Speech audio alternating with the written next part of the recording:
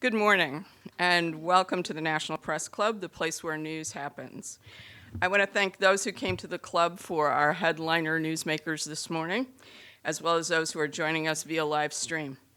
I'm Michelle Salcedo, former editor at Axios and at the Associated Press. I also served as president of the National Association of Hispanic Journalists from 2010 to 2012, and I'm a former National Press Club secretary. Today we're joined by Representative Joaquin Castro of Texas. Congressman Castro is in his 5th term as the U.S. representative from Texas 20th District, which includes his hometown of San Antonio. From 2019 to 2020, he was chairman of the Congressional Hispanic Caucus. Congressman Castro came to the National Press Club last year to present the first part of a Government Accountability Office report that he requested on the underrepresentation of Latinos in media. He's back today during Hispanic Heritage Month to release the second part of the GAO's findings. The investigation shows with strong data and analysis what many of us in this room and who are watching at home and in your offices already know, that Latinos are not well represented in media, whether on the screen or behind the scenes, and that includes Hollywood, book publishing, and sadly, in newsrooms. Congressman Castro also will talk about concrete steps some media companies have taken to better represent Latinos and how federal laws and agencies may be used to get results.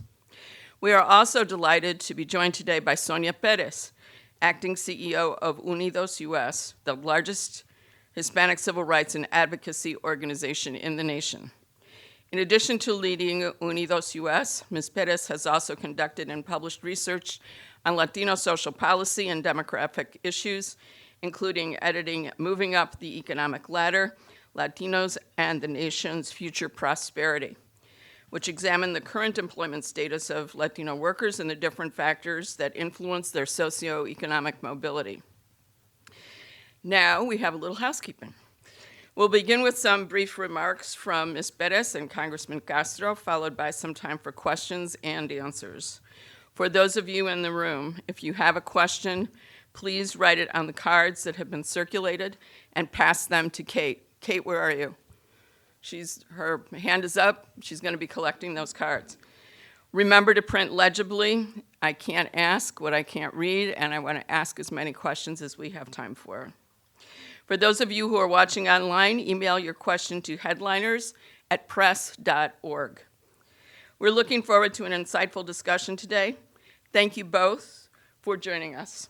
Sonia, the podium is yours.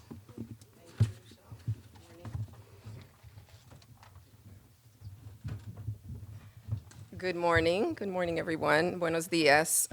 It's really a privilege for me and for Unidos US to join today with our longtime partner and champion, Representative Joaquin Castro, to discuss a critically important issue in our community, the continued and severe underrepresentation of Latinos in the media. During his time in Congress, Representative Castro and Unidos US have worked together on a host of issues affecting our community, including education, economic empowerment, and voting rights. Yet there is no question that our ability to advance policy changes that expand opportunities for Latinos on any of these major issues is thwarted by the perceptions of our fellow Americans have of the Latino community. Our own recent polling research confirmed 2 things. First, that most Americans know very little about Latinos, not our contributions or our challenges.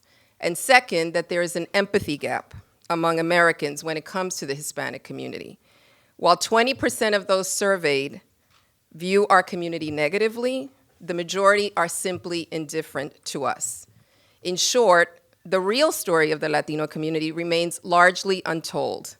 That's why Unidos US has made changing the narrative about our community a top priority for our organization. We recently launched a campaign in Arizona called Count on Us that showcases the importance of the Latino community's social and economic contributions to that state. And that's why we're also here today in support of the incredible work Congressman Castro has done on this issue over the last several years. We wholeheartedly agree with him that at the core of the Latino community's image challenges is our ongoing lack of representation overall and positive representation specifically in the media, both in front of and behind the camera. And it's distressing that we're still talking about this issue of Hispanic media underrepresentation. Nearly 30 years ago, Unidos US, which was then known as the National Council La Raza, documented the virtual invisibility of Latinos in the media. We noted that, quote, it was easier to see an alien from outer space than someone Hispanic, end quote, on screen.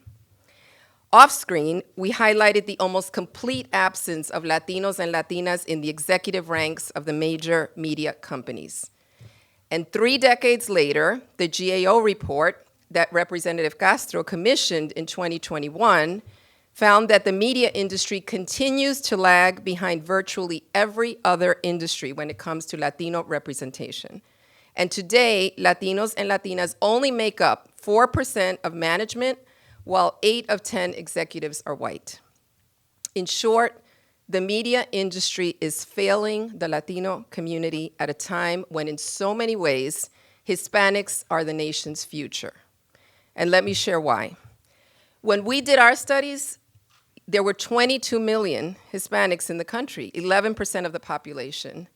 This year in 2022, there are 62 million Latinos, and we're nearly 1 in 5 Americans.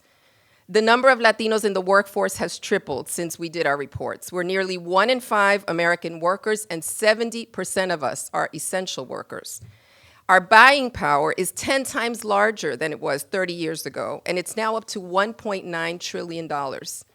And perhaps most relevant to today's discussion, Hispanics are more likely than others to consume media. According to Nielsen, Latinos watch more television and stream more than the average American. And while we're 19% of the population, we are 29% of moviegoers. Greater Latino media representation is not just the right thing to do, it is the smart thing to do. Our community is doing its part to tell the accurate story of Latinos in this country. And one way is through our all-out effort to establish a National Museum of the American Latino as part of the Smithsonian. But it's time for the media industry to truly step up. There is no question that progress has been made in the last 30 years, but as the congressman will show in just a few minutes, it's not been nearly enough. We look forward to working with Congressman Castro to ensure that the report's recommendations are widely disseminated and adopted. And thanks to his extraordinary leadership, this issue, a key part of achieving greater diversity, equity, and inclusion, is once again front and center for our community and for the country. Thank you.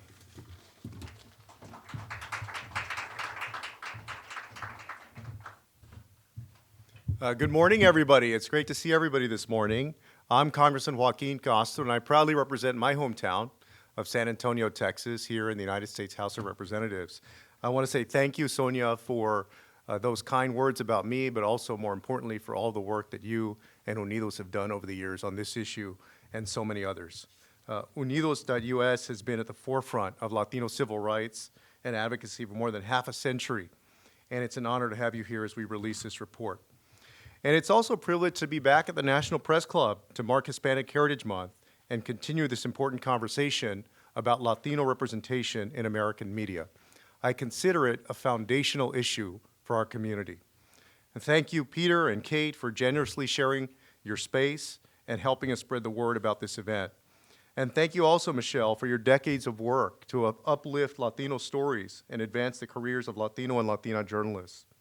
Before I begin, I want to acknowledge the partners who played an important role in helping this report come together, and also those who have helped me on this work over the past 3 years, including a colleague of mine, Chairwoman Carolyn Maloney of the House Committee on Oversight and Reform, and members of the Congressional Hispanic Caucus who joined me as co-requesters on this report. Also, folks who have been advocates on this issue for quite some time. I mentioned that I've been working in earnest on this issue pretty hard for about 3 years, but there are many people inside and outside the industry who've been working for much longer than that. And so I want to say thank you to a few folks. First, of course, Unidos, LULAC also, who has also spoken up over the years, Brenda Castillo and the National Hispanic Media Coalition, Felix Sanchez, who I think is here, and the National Foundation for the Arts, Rafael Agustin in Los Angeles and the Latino Film Institute with Eddie James Olmos and all of the incredible work that they've done. The Latino Advisory Council, some of whom are in this room, that we informally put together a coalition of organizations over the last year or so to take on this issue. The folks who have done incredible research as well, the Latino Donor Collaborative with Ana Valdez, Ana Cristina Ramon at UCLA, Stacy Smith at USC. Now, those are some of the folks on the entertainment side, but remember, we're talking about media across platforms.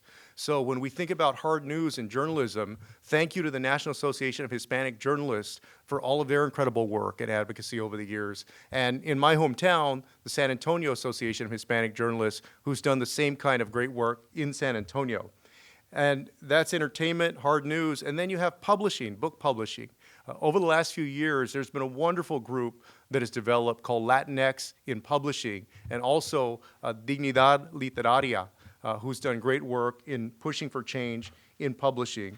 And then finally, I want to say a big thank you to all of the DEI folks at the respective companies and organizations who I know are working hard day in and day out to change these numbers and to change Latino representation within their companies. Now, whether they're actually listened to and appreciated and whether their advice is heeded is sometimes a different story. But I know where their heart is, I know where their mind is, and so I want to say thank you to all of them. And then finally, I said that I represent San Antonio. I want to say a big thank you to all of the San Antonians who have inspired me, all of the organizations and people who have inspired me to do this work, including requesting this very, very important report. And so there's so many others who have worked within the industry to open doors, tell Latino stories, and contribute to the GAO's research on this important topic. You know, as a kid growing up on the west side of San Antonio, in neighborhoods that were probably 95% Latino, I was often glued to the television, as I'm sure that many of you were, and I made it to the movies whenever I got a chance. And so I was a big fan of the 80s shows. I loved shows like Family Ties and Who's the Boss and Knight Rider and movies like The Breakfast Club. You know, so many of the shows and movies that now, as we're getting older, we would consider classics. But the faces and the places that I saw on screen back then, and really since then, hardly ever matched the reality around me on the west side of San Antonio. Latinos make up nearly 20% of our nation, and our contributions have shaped this country's development and prosperity for centuries. But despite our numbers and growing power, our stories have been systematically excluded from Hollywood and the American media, which are the dominant image-creating and narrative-defining institutions in our nation, and therefore in the world. In the past, I've narrowed in on Hollywood as a particular example of this problem, but the publishing industry, as the source material, is the nexus for what ends up often on screen and also in our classrooms, in the textbooks that our kids learn about. In hard news, the less diverse that our newsrooms are, the less likely they are to be able to accurately and authentically describe the community that they're covering.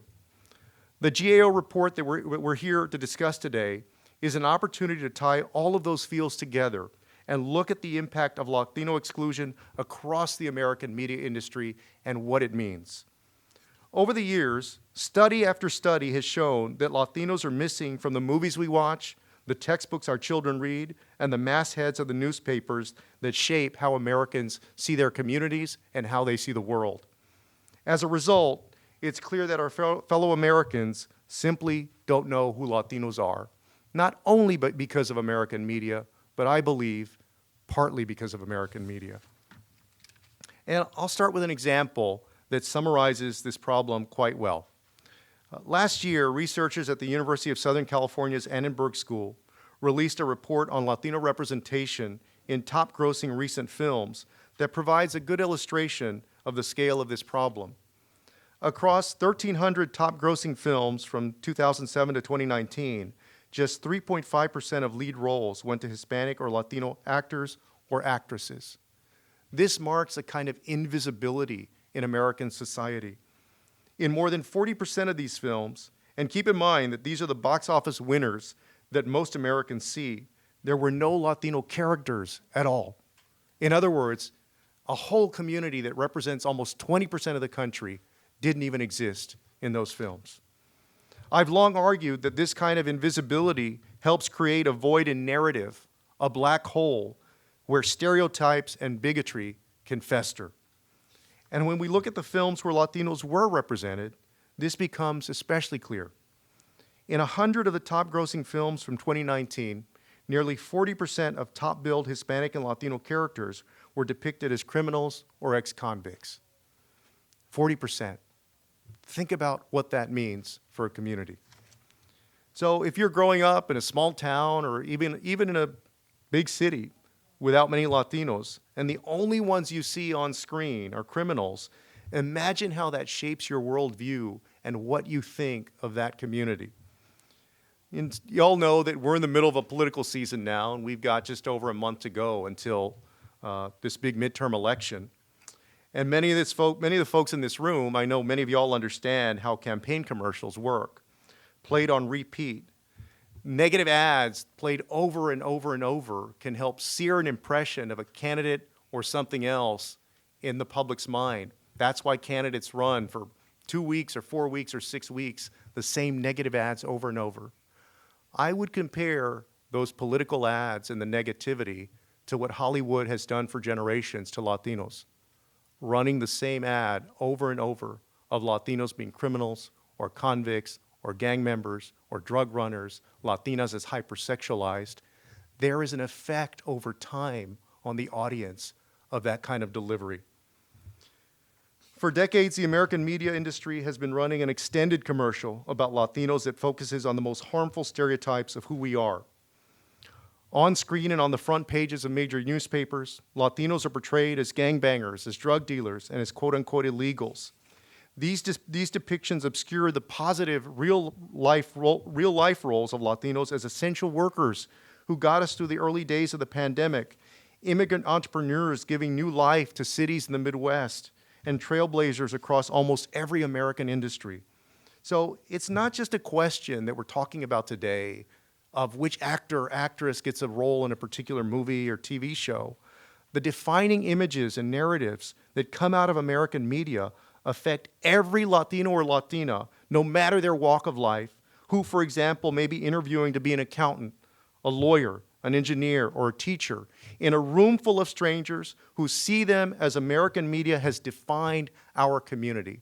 In other words, all of us walking around with brown skin or with a Spanish last name or however we identify as Latino are somehow marked by that generations-long campaign that I spoke about and continues today.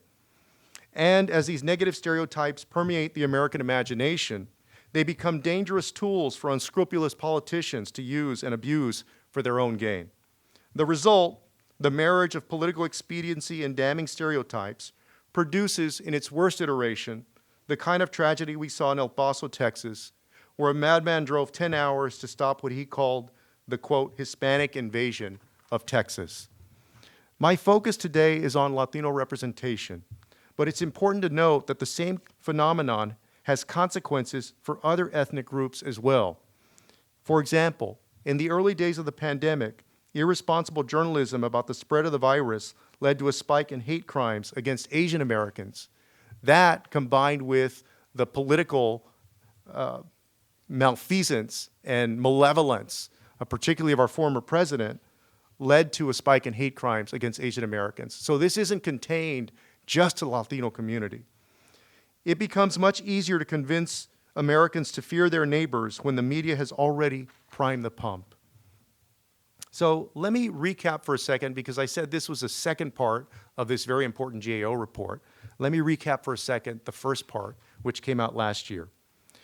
So a little context to that. So over the years, I've met with top American media executives, and I've come to believe that the root cause of these problems is that Latinos have not been given the opportunity to tell our stories or to shape the way that those stories are told.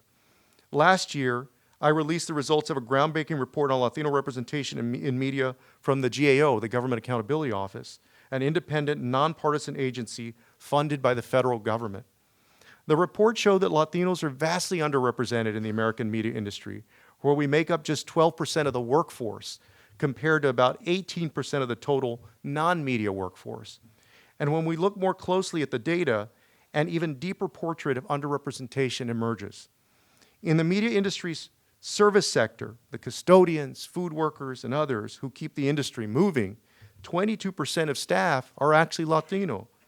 But at the top of the industry, among managers and executives with the power to decide which projects move forward, just 4% of workers are Latino. Latinos prop up media companies as moviegoers, streamers, gamers, and more. We disproportionately subsidize the industry's tax breaks in places like California and New Mexico, states that have Latino populations that are both above 40%. But at many of America's largest media companies, there are few, if any, Latinos on the board of directors or in senior leadership roles. Unfortunately, this trend has only worsened over the last several years because of consolidation in the media industry. Last year, as corporate executives lobbied regulators to approve a $43 billion merger between Discovery and Warner Media, I wrote, along with other members of Congress, to the Justice Department, warning that the merger would eliminate competition and opportunities for Latino workers and others. In March, the newly formed Warner Brothers Discovery announced a 13-member board of directors without a single Latino. And executives proceeded with a slew of cancellations that snuffed out the potential of Latino-driven stories like Batgirl for a tax break and others like Gordita Chronicles. That is a form of systemic exclusion. After the release of last year's report, the Government Accountability Office went back to work to produce a broader analysis of the factors contributing to Latino underrepresentation in media and to assess the role of the federal government in addressing this systemic problem. Over the last several decades, most major corporations have made commitments to improving workforce diversity, and I actually believe that many of those commitments are sincere. But the GAO's data, newly released today, makes clear that over the last decade, the level of Latino employment in American media, the levels have barely budged. The problem is especially acute for Latinas, who make up just 3% of workers in the media industry when you exclude service jobs. Now, the fundamental question is this: what do we do about that, and how does the federal government play a role? To answer that, GAO researchers reviewed government policy and industry practices, analyzed workforce participation data, and conducted a series of interviews with stakeholders from across the media industry to get their perspectives on the challenges at the heart of this issue. The stakeholders identified a range of issues that are outlined at length in the report, which has been provided online, and I believe we have copies for folks as well. And I want to touch on just a few of these things, and then, of course, we'll have a more extended discussion. But first, financial barriers. Of the stakeholders interviewed by the GAO, many describe serious obstacles to working in the media industry, beginning with the burden of unpaid internships and junior positions that pay below a living wage. Even at more senior levels, compensation models such as royalties that pay out small sums over several years can make it extraordinarily difficult for people from modest means to stay in the industry. So there's a problem being able to recruit people because of the terrible pay, either unpaid internships or very low-paying jobs, and then a problem retaining people as well. So several months ago, I held a roundtable for executives from a major publishing house to hear feedback from Latino authors and talent agents about increasing Latino representation within the field. Several of the authors pointed to low advances, for example, as a major inhibitor to their careers and urged publishers to take a hard look at their data to evaluate whether Latino and Latina authors are being paid fairly, and I hope that the industry will in fact do that and will press them to do that. The second, but no less significant barrier identified in the GAO's report is challenges with accessing professional networks, including unions, which can require a baseline level of experience as a condition of membership. So one additional challenge cited in the report is the dearth of Latino representation among talent agents, media executives, and other decision makers, and the subsequent lack of imagination about the stories we can tell. As my good friend, the author Julissa Adesep put it, Latino authors can write romance, horror, nonfiction, and every genre imaginable, because Latino stories are all of those things. But the media industry needs to be willing to see that and to open its eyes to that. I also want to point out, I've been very critical here, both in my work over the past 3 years and in reporting the first GAO installment and now this one, on the corporate side and the studio side. And in fact, the corporations do bear a heavy role or responsibility for much of this, but it's not just a corporate issue, and it's not just a studio issue. The guilds, the unions, the talent agencies also have a large role to play in opening up the doors to publishing, hard news, and Hollywood. And now I also want to give some credit where credit is due. The GAO report outlines several significant steps that major media companies have taken to increase diversity within their ranks, including tying executive compensation to achieving diversity goals and prioritizing succession planning that includes leaders from diverse backgrounds. But in my discussion with media leaders, I've become increasingly convinced that the industry is not going to be able to solve this problem on its own. Latinos over-index as movie ticket buyers, and recent research from Dr. Ana Cristina Ramon and her colleagues at the University of California, Los Angeles, have shown that Latinos and other minorities play a huge role in the success of streaming films, for example. And yet, despite that fact, despite the fact that this community props up the media industry, the industry over all of these years has hardly budged in terms of change. So despite these clear profit motives and incentives, systemic underrepresentation has persisted across all sectors of the media industry. Unfortunately, I suspect that existing patterns will continue until the federal government steps in to set standards for how media companies should conduct themselves. In today's report, the Government Accountability Office looked at the ways that government regulators currently enforce equal opportunity and found several gaps that can be fixed without new legislation or even major regulatory overhauls. Right now, federal regulators have many tools available to ensure workforce diversity, but gaps in data sharing and reporting have made it much harder to root out discrimination. As an example, the Federal Communications Commission, or FCC, relies on companies to self-report discrimination complaints filed against them, which inevitably results in an incomplete picture of what's going on. If the EEOC, the main regulator overseeing equal opportunity, shared the information it has with the FCC and vice versa, the federal government would have a much more complete picture of whether media companies are following federal anti-discrimination statutes, and the FCC could use that information when deciding whether to renew station licensing.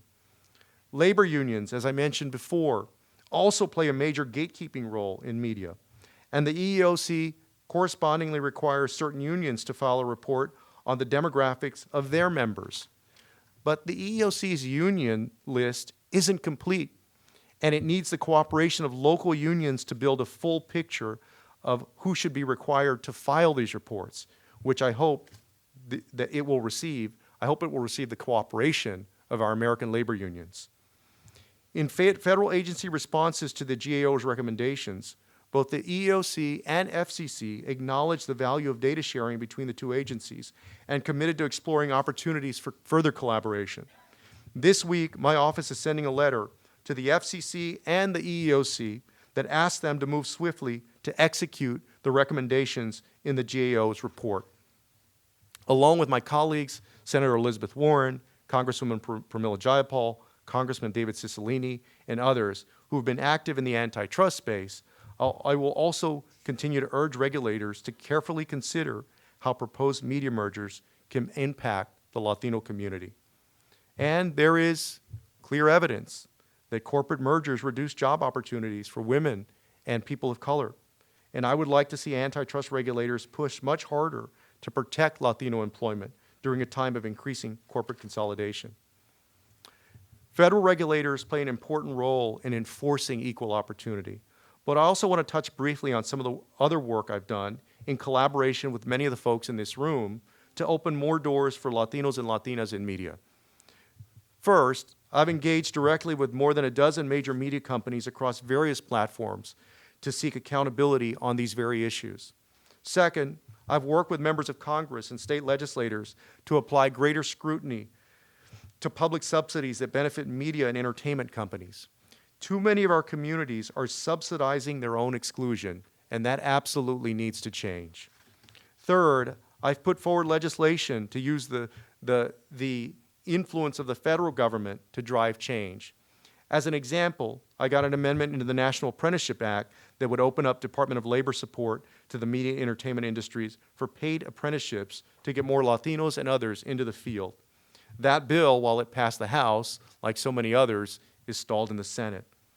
Fourth, I've nominated or supported the nomination of Latinos to federal boards and commissions and pushed for Latino inclusion in the National Film Registry. Finally, I've worked closely with a coalition of advocates inside and outside of the industry to shine a spotlight on the lack of Latino representation in media and entertainment. We need the media industry to understand that this is a foundational issue for Latinos and for the country at large. Latinos can no longer afford to be sidelined by the media industry and afford to be invisible because of it. Their decisions, the media industry's decisions about which stories to tell, which actors to cast, and which authors to publish will shape the future for Latinos in America. In the early 2000s, major film studios made a commitment to eliminate smoking in films for children and young adults, and their efforts almost eradicated smoking for a generation of young adults. By making a concerted effort to increase Latino representation, the media industry has the ability to help change the way that Americans see and appreciate the country's growing Latino community. American media has incredible power to affect cultural change, and Latinos are counting on the industry to use that. Thank you, and I look forward to the conversation with Michelle, and I appreciate the effort of others in this room who have done so much, and also the journalists who are covering this very important topic. Thank you. Thank you.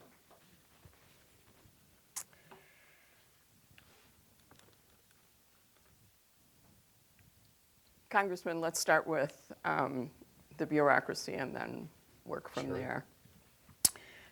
You mentioned that the EEOC and the FCC have an important role to play, and if they would share data, we would be further along. It would be easier to see where we are falling short and perhaps address where those shortcomings are. But in the report, I noticed there was a hesitancy. There seemed to be a hesitancy from the EEOC to share data with the FCC. Yeah, the EEOC, it's interesting. When you read the report, the FCC basically said, hey, we'll start moving on these recommendations. But the EEOC didn't make a comment on the recommendations or say whether they were going to move forward. And so that's the purpose of the letter that we're sending today. And I'm going to be requesting a meeting with the EEOC here shortly. They are an essential part of enforcement, because if you look at the history of discrimination suits, there hasn't been strong enforcement in the media industry and in other industries on this front. And so I want to make sure that they have all the tools they need for enforcement. I noticed that in the report, the number of cases that the EEOC investigated, as well as the FCC, were included, and I was very sad to see that they were in the low single digits. Yeah, you're right. I don't want to say that it's been non-existent, but it's been sparse. And so I think there's still obviously a lot of work to do on the executive branch to make sure that enforcement is robust. And I start from, and remember, when you talk about anti-discrimination efforts, there have got to be specific cases, right? Somebody's got to come forward with a specific and legitimate, reasonable claim. But let's just look at the numbers, for example, so that we have the context. I want to take, for example, the city of Los Angeles. The entertainment industry is based in the city of Los Angeles. Los Angeles is the country's second largest city. It's a city that is 48% Latino. It's the city in the country that has the most Latinos of any city in the United States. And so Latinos get overall, if you combine in front of and behind the camera work in the entertainment industry, about 7 or 7.5% of the work. Well, Los Angeles is a city that is 48% Latino. Right, so how do you go from a city that's 48, you got 48% of your population, and then you've got this huge industry that's based in that city, And the industry is only comprised in front of and behind the camera about 7.5% of that population. It's amazing. And so again, claims have to be specific against a specific company and so forth. But if you look at what's going on in the industry, it's incredibly troubling. It also takes a big toll and a lot of energy and a lot of commitment on the part of someone, especially in media, which is such a closed industry on so many levels, to bring a complaint against an employer because there's concern about being blackballed and about not being hired in other places.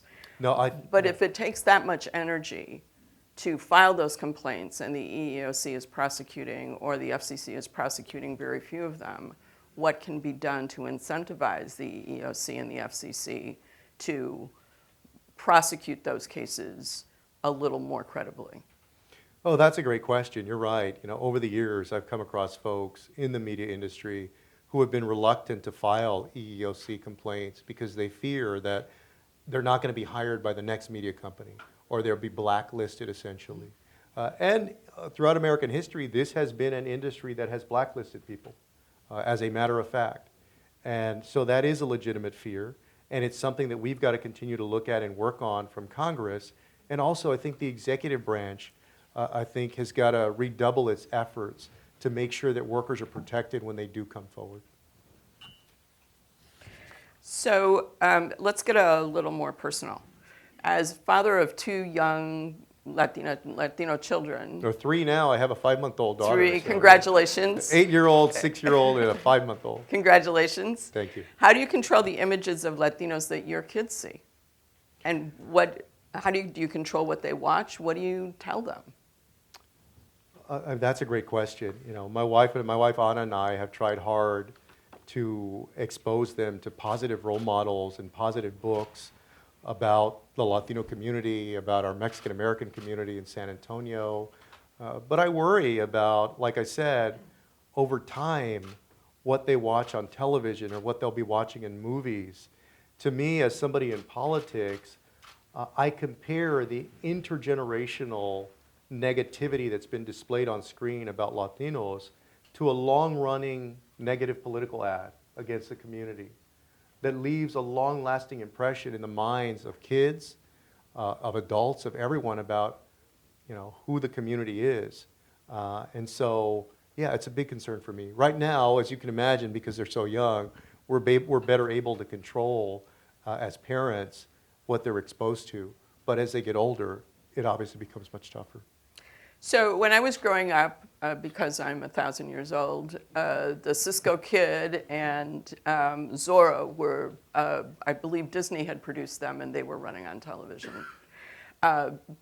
So there was a little history lesson there and an opportunity to see Don Diego de la Vega swashbuckling his way through for justice. But you mentioned that there were no Latino characters when you were growing up. None at all? No, I think there were some. I think there were hardly any. Well, let's try to go through them, right? And those of you in the audience, as you think about your own experience watching television, as a kid, I watched TV a lot. So, okay, let's start with Chips, right? The highway patrolman in Chips, right? Poncho. You think about Ricardo Montalban, who was in Fantasy Island in the late 70s and early 80s. There were a handful. But remember, I grew up in a city that was over 60% Latino. The 7th largest city in the country, in a neighborhoods, I moved 4 times around the west side of San Antonio. Some of those neighborhoods were more than 95% Latino. So as somebody who was living in that reality, to then watch American television and see almost none of that, and that's why, I'll give you an example directly. When I went to college in California, and I think Latinos made up at the time about 10% of the university, and people ask me once in a while, well, did you have culture shock? Was it so weird because you were going from this place that was so heavily Mexican American, and now you're going into this institution that is so lightly Latino? And I said, and I thought, not really, because that's all I watched on television. Literally, that's all I watched on television was this American culture. And so for me, there was always it was always discordant, what I would see on screen and what I was living in my daily life. So of the Latino characters that you grew up with, who was your favorite? Oh, man. Well, like I said, I liked Poncho on Chips. I liked Ricardo Montalban. The others, like I'm struggling to remember now of the different shows, who was on there. You know, what are the other, in the late 80s and even in the early 90s? I remember some of the movies, right? So I remember La Bamba was big in the late 80s. Stand and Deliver in the early 90s. Those were great. I remember watching Zoot Suit because my mom was so involved in the Chicano civil rights movement that she had us watch Zoot Suit, for example. So some of the films as well. But those are just, I mean, those are a handful of examples. You know, when you've got a community that now represents almost 20% of the country. So is the biggest problem the lack of Latino employment in the industry or the images of Latinos on screen? You ask a great question because it's actually two separate things, right?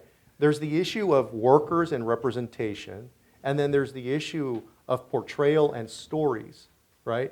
The reason that the representation, in other words, who's in a writer's room, who's in a C-suite greenlighting projects, who is the casting director, who's the director, producer. The reason that those things matter, also who are the editors in a newsroom, the reason that those things matter is because the more diverse that lot of people is, the more likely you are to get accurate and authentic portrayals of the subject matter. And so I'm arguing that the lack of diversity in this end, in the industry, has led to those lopsided, uneven portrayals that then create a stigma over an entire community. So I think you start to solve one, it helps affect the other. And then just to go back a little bit, and I talked about this a lot over the last few years, not so much today because I've covered it a lot, but the reason media is important is because there's only so many ways that we get impressions of people that we don't know out in the world. Think about how you get an impression about other people.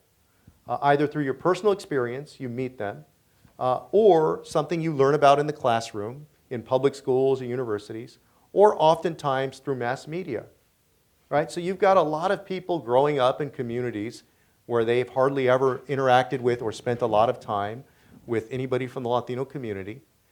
In classrooms, we have been left out of American history textbooks and state history textbooks. When I was growing up in Texas, the only Latino or Hispanic figures that were covered, for the most part, were the folks at the Alamo. And so there you go. For a lot of people, no personal experience, no experience learning about anybody who's Latino in classrooms. And so now we get to the third piece, which is mass media, American media, right? And so that, to me, is why this is so impactful. So how has media consolidation contributed to this Well, situation? I mean, you go from 2 open doors to 1, you know, and you go from an opportunity with 2 companies to an opportunity with 1 company that now has a lot more leverage and power over content creators and others. And so, you know, and it's particularly troubling, at least on the diversity front, because some companies are better than others, and some companies are actually working in earnest more than others to fix this problem. So when I see a company that wants to merge or acquire another one, and the company that's doing the acquiring has been worse in its efforts than the company that's being acquired, I wonder which of those cultures is going to prevail. Is it going to be the acquiring company that's done almost nothing and doesn't seem to care about this as an issue? Or are they going to take that opportunity to bring in the culture that was developed by the one they're acquiring? You know, and so that's part of a big concern. You know, obviously when you talk about antitrust, there's a lot of other issues about price and what it does for consumers and so forth. But the DOJ and the FTC put out a public call for folks, including members of Congress and other organizations, to submit suggestions about how they should take a look at antitrust law. You know, they've got to follow the statute, they've got to follow the case law and so forth. It's not carte blanche to impose whatever criteria they want, but within the letter of the law and within the spirit of the law, you know, how can we look at some of these criteria and take it into account. Can we talk about Latinos in media without talking about other underrepresented groups such as Blacks and Asians? You touched on the topic a little bit during your remarks, but is the entertainment pie big enough for everyone? Oh, absolutely. I absolutely believe that it is. And remember, as I mentioned before, our conversation today is specifically on the Latino community.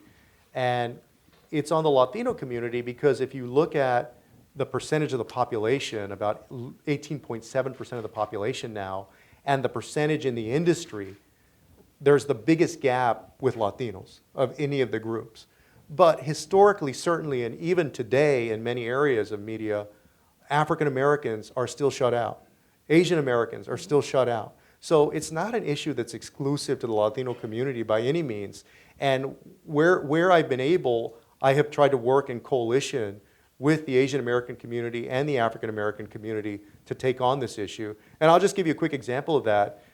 I worked with Karen Bass, who at the time was the head of the Congressional Black Caucus, and Judy Chu, head of KPAC at the time, to request that the House Judiciary Committee do a hearing on these issues, and that hearing was done in November of 2020. And KPAC and CBC at times have also taken on some of these media issues. So we've worked well together in the past. There's a fine line between censorship and government control of contents. Are the recommendations in this report Big Brother's first step toward government deciding what is appropriate? No, it's a plea to stop characterizing all Latinos as criminals and prostitutes and convicts and so forth. We're not telling you exactly, I'm not trying to tell anybody exactly how many people to hire, exactly which stories to run. I'm not saying that you're never going to see another Mexican-American drug dealer on television or on screen, but when an entire industry runs what is the equivalent of a negative political ad for decades over time, to me, that's not, and also Hard News has had the same problem, by the way, in a lot of their framing, and they suffer from the same problem. In fact, let me give you, since we're talking, do we have a second to do it? We do. Let me give you some of the numbers at some of the what are considered the newspapers of record in the country, because I've been talking about Hollywood, but this is a problem for journalism as well. At the New York Times, at least the latest numbers that we had, maybe they're a little bit better by now, only 7% of staff are Latino. That's the nation's paper of record. At the Washington Post here in DC, only 5% of employees are Latino. And at the Los Angeles Times, in a city that's nearly 50% Latino, it's about 48% Latino, only 17% of reporters are Latino. And now I want to give credit to the LA Times in particular because I actually think they're actually working hard to change that. Of those three, I think they're doing the most work to change that. But, 7% at the New York Times, 5% at the Post. And don't get me wrong, there's a lot of great people that work there, a lot of wonderful journalists and editors and so forth, but they're failing. They are failing a large part of American society, and they are failing the country because they have been unwilling or unable to create a newsroom that's representative of the country. So a lot of local newsrooms have disappeared in the last 10 years, Right. to the point that you were just making, and along with them, many Latino reporters. Can you tell us how fewer news outlets affect coverage of Latinos and the issues that are important to us? And with midterms coming up, should there be more Latinos covering those elections? To answer your last question first, yeah, I absolutely think so. Why is that important? Well, I think because when somebody is part of a community, and it could be the Latino community, it could be the African American community, and let's get off of race and ethnicity. It could be women covering women's issues, because we're talking about people covering a particular community. It could be somebody from the LGBTQ plus community. When you have somebody who is familiar with the community in that way, and I'm not saying they're the only people that can cover the community, but I do think that they are less likely to cover a community as though they're looking into a petri dish. There is this issue that I have seen as a consumer, and somebody obviously is in politics who has interacted with a lot of reporters over many years. There's a tendency for reporters who are unfamiliar with a community, whatever it is, who go in there, who fly in, to treat it as though they are looking into a petri dish to try to figure it out. that is a symptom of non-diverse newsrooms, in whatever it may be. It could be race and ethnicity, it could be gender, it could be sexual orientation. I think it's also one of the reasons that people were shocked, especially political news editors and reporters, that Trump had captured as much of the Latino vote in Florida that he did in 2016. It goes, I think your point is very well taken. Sure, but also to that, it also represents another failure of media, which is the failure to police or different kind of media, social media mostly on this point, but the failure to police disinformation in Spanish language press, right? What is at stake if this trend of not having Latinos in media positions continues? Well, I think you have, what's odd is that you have this growing population that's growing very quickly, and at the same time, a kind of invisibility or a misunderstanding of who the community is. And folks have heard me tell this story before, but we had a meeting with the Association of American Publishers in May of 2020, and I asked one of the CEOs of one of the top 5 publishing companies if he could name 3 Latinos or Latinas who had had a significant impact in American history. And he thought about it for a few seconds, and he finally said, no, I can't. So this is somebody that publishes textbooks for schools and for universities and can't think of 3 Latinos or Latinas as historical figures who have had any kind of impact on American history. So what it represents to me is a void in narrative. In other words, Americans don't know who Latinos are. They don't know who among you, Latino or Latina, has made an important contribution to the development or prosperity of the country in government, in business, in arts, in culture, in any industry.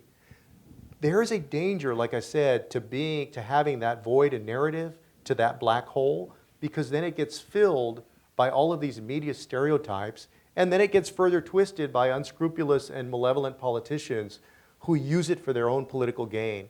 And that's what we see today. So to answer your question, what happens is it gets even more dangerous for a big group of people in the United States.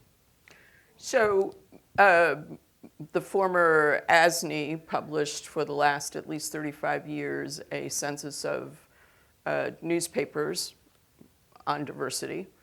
Television, NAHJ has done the same for television over the years. Right. We've had Hispanic Heritage Month for 30 years, if not longer, which highlight, or at least it's supposed to highlight, the contributions of Latino leaders in a variety of fields.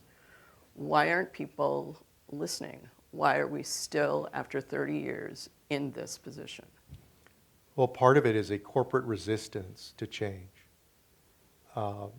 Just a flat-out corporate resistance to change.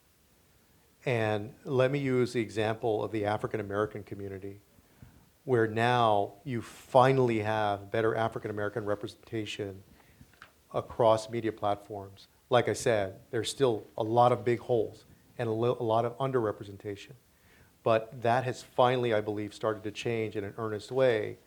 But quite honestly, with corporations, a lot of it happened after the murder of George Floyd. And there was a panic and a crisis of conscience, I'll call it, that something had to change. But think about what that means in the United States, that it took collectively the nation and the nation's corporate leaders watching the murder of a black man on film for corporate America to finally decide that it was going to change. So a lot of it is corporate resistance. They have the power to change. They've resisted that so far. Before we wrap up today's discussion and ask a final question, let me take a moment to thank Headliners co-team leaders Donna Leinwand-Leger and Lori Russo, the Headliners team member who organized today's event, Peter Copeland, Club Membership Director Kate Helster, and Club Executive Director Bill McCarran. I would also like to remind those in the room as well as our viewers online of our next Newsmaker this Friday, October 7th, with climate activist and UN Goodwill Ambassador Vanessa Nakate. Our thanks to Congressman Castro and to Ms. Perez for joining us today. We want to present you with our National Press Club mug Thank you. as a token of our thanks. And we hope you'll be back to the club in the near future. Thanks for being with us today, both of you. And now for the final question. Why should non-Latinos care about this issue? What's at stake for them? Well, let me start with this because it affects everyone. Well, first, I would hope that people want to understand a community that's such a large part of the United States of America and gives so much in positive contributions to the health and prosperity of our country. But as I mentioned, to not understand this community is dangerous not only to Latinos, but to non-Latinos. And I use the example of El Paso, where when that madman drove 10 hours from Dallas to El Paso and killed 23 people and injured more than 20 others because he considered them Hispanic invaders to Texas, the only people killed or injured were not just Latino Americans. There were others as well. So it's dangerous for everyone, for this community to be invisible and misunderstood. Thank you, Representative Castro. Thank you, Ms. Perez, and thank you all for joining us this morning. Thank you so much.